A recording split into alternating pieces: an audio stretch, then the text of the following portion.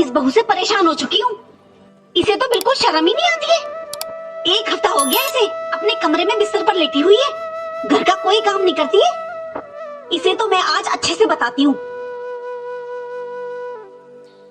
इतने दिनों से मेरी तबीयत खराब है, लेकिन घर में किसी को दिखाई नहीं दे रहा है। और तो और इन्हें भी कोई फर्क नहीं पड़ता। और माँ जी, उन्हें तो बस मेरे काम से मतलब है। अरे 1 हफ्ता हो गया मुझे, मेरा बुखार ठीक नहीं हो रहा, मुझसे उठा भी नहीं जा रहा, लेकिन कोई मुझसे पूछता तक नहीं है। मेरी तबीयत खराब है, उठने तक की हिम्मत नहीं है। बहू, क्या हुआ है तुझे? 1 हफ्ता हो गया तुझे बिस्तर पर पड़े पड़े, ऐसा भी क्या हो गया? आज भी खाना बनेगा या नहीं? शर्म नहीं आती तुझे? 1 हफ्ते से सास खाना बना रही है। कितनी बेशर्म है ये शर्म नहीं आ रही है? सास खाना बना रही है 1 हफ्ते से, और कैसी निर्लज्जों की तरह पड़ी हुई है बिस्तर पर। बहू, ये तेरा ससुराल है, मायका नहीं, जो पड़ी है बिस्तर पर आराम से। माँ जी, मेरी तबीयत ठीक नहीं है। माँ जी, मुझे अस्पताल में ले जाकर दिखा दीजिए। मेरी 1 हफ्ते से बुखार नहीं ठीक हो रहा है। मेरी तबीयत बहुत खराब है माँ जी, मुझसे खड़ा भी नहीं हुआ जा रहा है। देख बहू, मेरे घर में नौटंकी नहीं चलेगी। खड़ी होकर खाना बना रही है नहीं? नहीं माँ जी, मुझसे नहीं खड़ा हुआ जाएगा। अच्छा, तो तू नहीं खड़ी होगी। देख मैं तेरी नौटंकी कैसे निकालती हूँ। तेरे बाप के पास फोन करती हूँ अभी। हेलो बहन जी, नमस्ते। अरे नमस्ते गया भाड़ में। यहाँ आकर के अपनी बेटी को अपने साथ लेकर जाइए। मुझे नहीं चाहिए ऐसी बहू। क्या हुआ है? अरे आपने अपनी बेटी को कोई संस्कार दिए हैं या नहीं? इसे यहाँ से लेकर जाइए और ढंग के संस्कार दीजिए। अपनी बेटी को अपने पास ही रखिए। मैं अपने बेटे की दूसरी शादी कर दूंगी। मेरे बेटे के लिए तो आज भी लड़कियां लाइन में लग रही हैं। लेकर जाओ अपनी बेटी को यहाँ से। किसका फोन था जी? आप ऐसे घबराकर किससे बातें कर रहे थे? कहाँ जाने की बोल रहे हैं आप? क्या हुआ, बताइए कुछ। पिताजी, वो हमारी काजल की सास का फोन था। उन्होंने साफ साफ कहा है कि अपनी बेटी को यहाँ से लेकर जाओ, मैं अपनी बेटे की दूसरी शादी करा दूंगी। वो ऐसी धमकी दे रही है। मैं जा रहा हूँ सविता जी, मैं जा रहा हूँ अपनी बेटी के पास। अरे ऐसे कैसे बोल सकती है वो मेरी बेटी को? लेकर जाओ, ऐसा क्या हो गया वहाँ पर? सच में माँ जी, ऐसी क्या बात हो गई जो उनकी सास ने पापा जी से ऐसे बात की? हेलो, आप जल्दी से घर पर आ जाइए। अरे रेनू, क्या हुआ? वो सब छोड़िए, आप जल्दी से घर पर आ जाइए। अभी अभी पापा जी के पास काजल दीदी की सास का फोन आया था। उन्होंने पापा जी से बहुत बहुत गलत बातें की है। आप जल्दी से आ जाइए, पापा जी वहीं पर गए हैं, आप जाइए उनके साथ। क्या? हाँ जी, आप जल्दी से जाइए वहाँ पर, देखिए ना वहाँ पर हुआ क्या है। ठीक है रेनू, मैं अभी निकलता हूँ ऑफिस से। और सुनो, तुम माँ का ध्यान रखना। बहू, न जाने मेरी बेटी के साथ क्या हुआ होगा वहाँ पर। 1 सप्ताह से मेरी बेटी का फोन नहीं मिल रहा है। मैंने भी ध्यान नहीं दिया बहू। मैंने सोचा मेरी बेटी घर के कामों में व्यस्त होगी, क्यों परेशान करना, इसलिए मैंने ध्यान नहीं दिया। मेरी ही गलती है सारी। पता नहीं हुआ मेरी बेटी के साथ क्या हुआ है। बहू, मुझे बहुत टेंशन हो रही है। क्या हुआ है मेरी बेटी के साथ? मेरी बेटी ठीक तो है ना? सबसे पहले तो आप शांत हो जाइए। आप इतनी टेंशन मत लीजिए माँ जी। अगर आप ऐसे करेंगे तो काजल दीदी को कौन संभालेगा? सब कुछ ठीक ही होगा माँ जी। और अब आपके बेटे भी गए हैं ना वहाँ पर, पापा जी और ये दोनों संभाल लेंगे बात को। आप टेंशन मत लीजिए माँ जी, आप थोड़ा आराम कर लीजिए। आ गए आप लोग। मुझे तो ये समझ में नहीं आता है कि कौन सा मुंह लेकर आ जाते हो आप लोग बार बार। आज आप मुझे ये बताइए कि आपने अपनी बेटी को कौन से संस्कार दिए हैं? अरे ना तो उसमें बोलने का ढंग है, ना उसमें रहने की तमीज है, ना ही वो अच्छे घर की बहू लगती है। घर का काम वो करती नहीं है। आपको थोड़ी बहुत शर्म नहीं आई उस जाहिल गवार की शादी मेरे बेटे से करने के लिए? आपको थोड़ी बहुत भी शर्म नहीं आई क्या? आपने मेरे बेटे की जिंदगी बर्बाद कर दी। अरे मेरे लड़के के लिए 1 से 1 लड़कियों के रिश्ते की लाइन लगी हुई थी। पहली बार मेरे पापा की किसी ने ऐसी बेइज्जती की है, और मैं कुछ कर भी नहीं सकता, क्योंकि ये मेरे बहन की ससुराल है। हम लड़की वाले हैं ना। अगर इनकी जगह कोई और होता ना, तो आज मैंने मुंह तोड़ दिया होता। मेरे पापा की इतनी बेइज्जती। अरे शर्म कीजिए, थोड़ी शर्म कीजिए। यह बेटी को पैदा ही किया था मेरा घर बर्बाद करने के लिए। ना खाना बनाने का ढंग है, ना ही घर का कोई काम करने का ढंग है। और तो और आपकी बेटी को मैं दो लोगों के बीच में नहीं बिठा सकती हूँ, क्योंकि उसमें बात करने का ढंग भी नहीं है। अनपढ़ गंवार जाहिल है वो, जाहिल। लेकिन बेटा, ये तुम्हारी बहन की ससुराल है, यहाँ पर गुस्सा मत दिखाना। हमें शांति से ही मामले को सुलझाना होगा। तुम शांत रहो। वो तो शुक्र है कि आपकी बेटी को मेरी जैसी सास मिली है। अगर मेरी जगह कोई और होती ना, तो आपकी बेटी की हालत खराब कर देती। अब यहीं पर खड़े रहोगे क्या? जाओ अपनी बेटी से मिल लो कमरे में जाकर। एक सप्ताह से पड़ी है बेड पर। अच्छे से समझाना अपनी बेटी को, और ना समझे तो अपने साथ लेकर जाओ उसे। महीने, 2 महीने, 4 महीने, जितने दिन अपने पास रखनी है ना रखो, पर उसे संस्कार देकर भेजना मेरे घर। देखिए भाई साहब, मैं आपको 1 साल का टाइम देती हूँ। अपनी बेटी को अपने साथ लेकर जाइए और उसे अच्छे से ढंग से संस्कार दीजिए, फिर मेरे घर भेजना। और वो ना सुधरे तो हमेशा अपने पास ही रखना। और हाँ, ध्यान रखना, 1 साल के बाद मैं 2 मिनट नहीं लगाऊंगी अपने बेटे की दूसरी शादी करने में। मेरा आपकी बेटी से कोई वास्ता नहीं रहेगा। उसके लिए इस घर के दरवाजे बंद हो जाएंगे। अब जाइए, मिलिए अपनी बेटी से। काजल, काजल बहन, पापा, पापा मेरी कोई गलती नहीं है पापा। पापा, ये लोग इंसान नहीं है, ये राक्षस है, राक्षस। आप खुद देख लीजिए पापा मेरी हालत। मुझे पिछले 8 दिनों से बुखार है, लेकिन किसी ने एक टैबलेट तक लाकर नहीं दी है। पिछले 3 दिनों से तो मैंने कुछ खाया भी नहीं है पापा, और किसी ने मुझसे पूछा भी नहीं। और माँ जी फिर भी काम काम काम के लिए झगड़ा कर रही है मुझसे। एक बार भी किसी ने ये नहीं देखा कि मैंने पिछले 3 दिनों से कुछ नहीं खाया है। यहाँ किसी को भी कोई फर्क नहीं पड़ता पापा। दामाद जी? नहीं पापा, आपके दामाद जी, उन्हें तो बिल्कुल भी कोई फर्क नहीं पड़ता। वो तो अपने परिवार की बातों में ही रहते हैं। अब तो ऐसे लगता है कि वो भी मुझसे छुटकारा चाहते हैं पापा। किसी को कोई फर्क नहीं पड़ता है पापा। उनकी पत्नी जिए या मरे, किसी को कोई फर्क नहीं पड़ता है। बस सबको मुझसे काम चाहिए। मैं दिन भर काम करती रहूं तो बस सब ठीक है। लेकिन मैं अब 1 हफ्ते से बीमार हूँ। मैंने काम नहीं किया तो मैं इतनी बुरी हो गई पापा कि माँ जी ने आपको बुला लिया। मैं अब यहाँ नहीं रहूंगी पापा। अगर यहाँ रहूंगी तो मैं मर जाऊंगी पापा। मुझे अपने साथ ले चलिए पापा। मैं यहाँ नहीं रहूंगी अब। तेरी ऐसी हालत मुझसे भी नहीं देखी जा रही है। मैं तुझे ले जाऊं बेटा, लेकिन तू अपने मायके में कितने दिन रहेगी? 1 दिन, 2 दिन, 1 महीना, 6 महीना, फिर तुझे यहीं पर रहना है बेटा, क्योंकि यही तेरी ससुराल है। तुम्हें बेटा यहाँ पर एडजस्ट करना ही होगा, क्योंकि जो मैं देख रहा हूँ ना, तुम नहीं, तुम्हारे ससुराल वाले अभी बहुत गुस्से में है बेटा। अगर मैं तुम्हें यहाँ से लेकर गया तो वो कुछ भी कर सकते हैं। अगर दामाद जी ने तुम्हें तलाक दे दिया तो तुम्हारी जिंदगी नरक बन जाएगी बेटा। इससे ज्यादा नरक जिंदगी और क्या होगी किसी की? आपको दिखाई नहीं दे रहा है काजल की कैसी हालत हो रही है? अरे ये लोग इंसान नहीं है, राक्षस है, राक्षस। मेरी बहन इनके साथ नहीं रहेगी। लेकर चलो काजल। तुम नई उम्र के बच्चे हो, तुम्हें कुछ नहीं पता बेटा। इस समय जोश से नहीं, होश से काम लेना चाहिए हमें। ये काजल की जिंदगी का सवाल है, इसलिए तुम शांत रहो और मुझे देखने दो मुझे क्या करना है। काजल, मैंने कभी भी तुम दोनों बच्चों में कोई फर्क नहीं किया।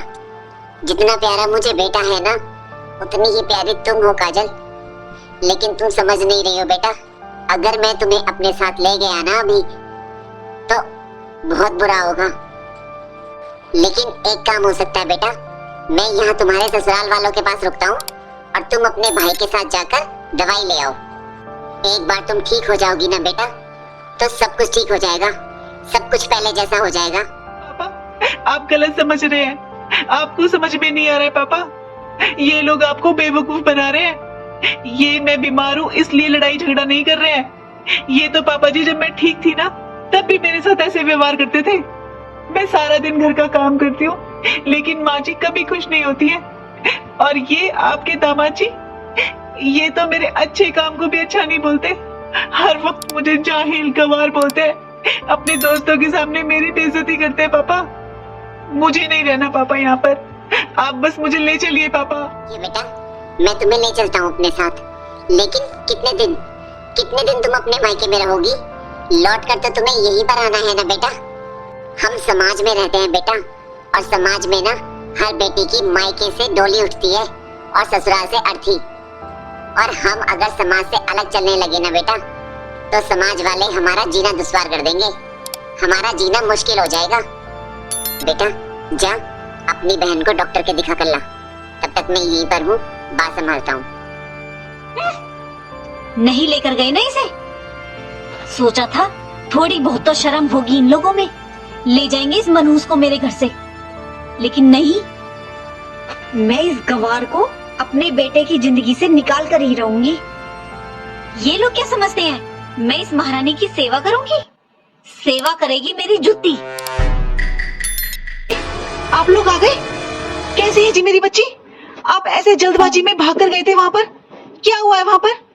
कुछ बोलिए, आप ऐसे चुपचाप क्यों खड़े हुए हो? क्या बताऊं सविता जी, बेटी का बाप हूँ ना, इसलिए बहुत मजबूर हूँ। मैं अपनी बेटी की तकलीफ में भी उसका साथ नहीं दे सकता। मेरी बेटी बार बार मुझसे बोल रही थी, पापा मुझे यहाँ से ले चलिए, लेकिन मैं इतना मजबूर था, मैं उसे नहीं लाया। उसकी सास ने तो एक ही धमकी दी है कि वो अपने बेटे की दूसरी शादी करा देगी। मेरी बेटी बहुत तकलीफ में है सविता। मैंने कभी नहीं सोचा था कि मेरी बेटी को ऐसा परिवार मिलेगा। आज मेरी बेटी बहुत तकलीफ में है सविता। आज जैसी हालत में मैं मेरी बेटी को वहाँ छोड़कर आया हूँ ना, बस मेरा दिल ही जानता है। ऐसी हालत में भी दीदी को वहाँ पर छोड़ा है? कैसे पिता है ये पापा जी ने अच्छा नहीं किया। सुनिए जी, मैं पापा जी का तो समझ सकती हूँ कि वो समाज की कितनी फिक्र करते हैं, लेकिन आपको क्या हुआ? आप अपनी बहन को वहाँ पर कैसे छोड़कर आ गए? आपको काजल दीदी को लाना चाहिए था। रेनू, तुम्हें क्या लगता है मैं अपनी बहन की ऐसी हालत देखकर खुश हूँ? लेकिन पापा ने आज मेरी एक नहीं चलने दी। मेरा दिल जानता है मैं काजल को कैसी हालत में छोड़कर आया हूँ। अच्छा, तो ये पापा जी कुछ करने नहीं दे रहे हैं ना? लेकिन मैं भी दीदी को ऐसी हालत में नहीं छोड़ूंगी। हेलो भाभी, भाभी आप, भाभी अभी आप मुझसे कोई बात मत कीजिए, क्योंकि मेरी अभी ऐसी हालत नहीं है जो मैं आपसे बात कर सकूं। ये काजल दीदी की कैसी हालत हो गई है? जब वो फोन पर भी ढंग से बात नहीं कर सकती है, तो उनकी कैसी हालत हो रही होगी? एक मेरा ससुराल है जो मुझे यहाँ आज तक ये महसूस नहीं होने दिया कि मैं इस घर की बहू हूँ, और एक वो दीदी जो इतने प्यार से इस घर में गुड़िया की तरह पली है, उनकी ऐसी हालत। उनको ऐसे ससुराल वाले मिले। दीदी ने कभी भी मुझे भाभी की तरह नहीं रखा। मुझे कभी ये एहसास हुआ ही नहीं कि वो मेरी ननद है। हमेशा हम दोनों बहनों की तरह रहते थे। ये क्या हो गया उनके साथ? नहीं, लेकिन मैं दीदी के साथ ऐसा नहीं होने दूंगी। सुनिए जी, आप मेरे साथ चलिए दीदी के घर। लेकिन रेनू, किस लिए? आप बस चलिए मेरे साथ अभी का अभी। भाभी आप? हाँ दीदी, बहुत झेल लिया आपने, बस बहुत हुआ। सुनिए जी, लेकर चलिए जल्दी दीदी को, इन्हें हॉस्पिटल में एडमिट कराना है। ये क्या हो रहा है मेरे घर में? क्यों माँ जी, आपको दिखाई नहीं दे रहा है क्या हो रहा है? अगर आप अपनी बहू को डॉक्टर के नहीं दिखाओगे तो क्या हम मरने दें उन्हें? अरे वो हमारे घर की बेटी है, हम दिखाएंगे उन्हें डॉक्टर के। वैसे ये फर्ज तो दामाद जी का था, लेकिन आपने अपने बेटे को ऐसे संस्कार दिए ही नहीं है माँ जी। मजबूरन इनके भाई और भाभी को आना पड़ा है यहाँ पर। जिस दिन ये सब आपकी बेटी के साथ होगा ना माँ जी, उस दिन पता चलेगा एक बहू का दर्द। और वैसे मेरे पास अभी आपसे बहस करने का टाइम नहीं है। चलिए जी, जल्दी लेकर चलिए दीदी को। वैसे डॉक्टर साहब, हुआ क्या है मेरी बहन को? देखिए, आपकी बहन को टाइफाइड और मलेरिया दोनों एक साथ हुए हैं, और आपकी बहन ने शायद कई दिनों से अच्छे से खाना नहीं खाया है, तो उनके अंदर बहुत कमजोरी आ चुकी है। इन्हें कुछ दिन यहीं पर रखना पड़ेगा, और आपकी बहन बिल्कुल ठीक हो जाएंगी। हेलो पापा, पापा मैं आपके पास एक व्हाट्सएप पर एड्रेस भेज रहा हूँ, आप माँ को लेकर यहाँ पर आ जाइए जल्दी से। पापा, डॉक्टर ने ब्लड टेस्ट किया था तो काजल के टाइफाइड और मलेरिया दोनों एक साथ हो गया है। उस दिन काजल को यहीं पर रखना पड़ेगा, लेकिन अब वो खतरे से बाहर है, वो जल्दी ही ठीक हो जाएगी। बेटा, तूने बात को और बढ़ा दिया है। तू जानता है ना इसकी सास को, वो कितने गुस्से वाली है। अगर उसने कुछ उल्टा सीधा कदम उठा लिया तो क्या करेंगे हम सब? तूने एक बार ये कदम उठाने से पहले मुझसे पूछा भी नहीं? पापा जी, क्या हम दीदी को ऐसी हालत में वहीं पर रहने देते? पापा जी, अब दीदी का अच्छे से ट्रीटमेंट होगा और वो ठीक हो जाएंगी। तुम दोनों ने अभी दुनिया नहीं देखी है, तुम दोनों बच्चे हो। तुम दोनों ने सब कुछ खराब कर दिया आज। अब मुझे ही कुछ करना पड़ेगा। हेलो बहन जी, बहन जी, काजल को मेरे बेटे ने हॉस्पिटल में एडमिट करवा दिया है। तब हमें किस लिए बता रहे हो? अरे आपने एडमिट कराया है तो आप ही ध्यान रखो, आपकी बेटी है, करो मन की तसल्ली पूरी। वैसे भी हम तो उसे यहाँ परेशान करते हैं ना, हम तो ध्यान ही नहीं रखते, तो हमारी वहाँ पर क्या जरूरत है? और भाई साहब, वैसे आपको जितनी बेइज्जती करवानी थी वो आपने अपनी बहू से करवा ली। अब उससे कहना वही करेगी अपनी ननद की देखभाल। रखिए अपनी बेटी को अपने पास। लेकिन बहन जी, मैं अपने पूरे परिवार की तरफ से आपसे माफी मांगता हूँ। हमें माफ कर दीजिए बहन जी। लेकिन आप और दामाद जी अगर हॉस्पिटल आ जाते तो शायद काजल को बहुत अच्छा लगता, वो जल्दी ठीक हो जाएगी। देखिए भाई साहब, वहाँ आकर मैं आपकी बेटी की सेवा नहीं कर सकती। अपनी बेटी की देखभाल आप खुद कीजिए। और रही बात मेरे बेटे की और मेरी, तो हमारे पास इतना फालतू समय नहीं है जो हम हॉस्पिटल पर आकर बर्बाद करेंगे। जब आपकी बेटी पूरी तरह ठीक हो जाए ना, तो छोड़ जाना यहाँ पर। जैसे आपका बेटा और बहू यहाँ से लेकर गए हैं ना उसे, उनसे बोलना ऐसे ही छोड़ जाएंगे। पापा जी, फोन मुझे दीजिए।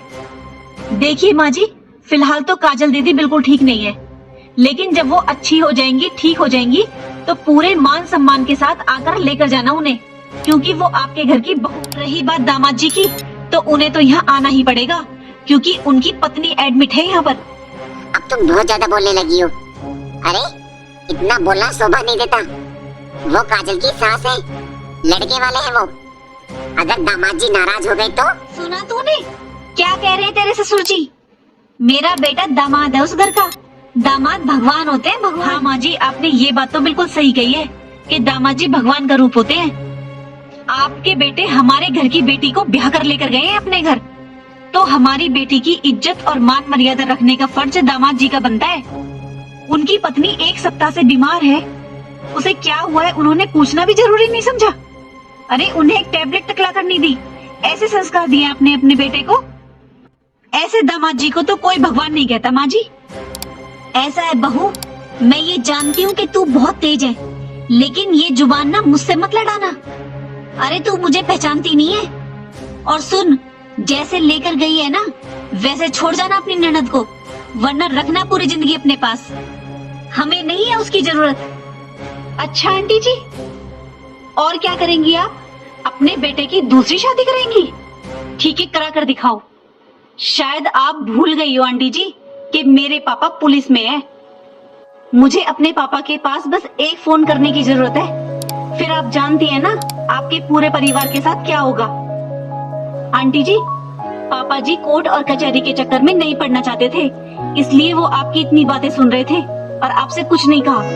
पापा जी को डर लगता है इन सब चीजों से, मुझे नहीं। लेकिन मुझे तो घर से बाहर जाने की भी जरूरत नहीं पड़ेगी, बस मुझे अपने पापा के पास एक फोन मिलाने की देर है। फिर देखो आप कैसे करती हो अपने बेटे की दूसरी शादी।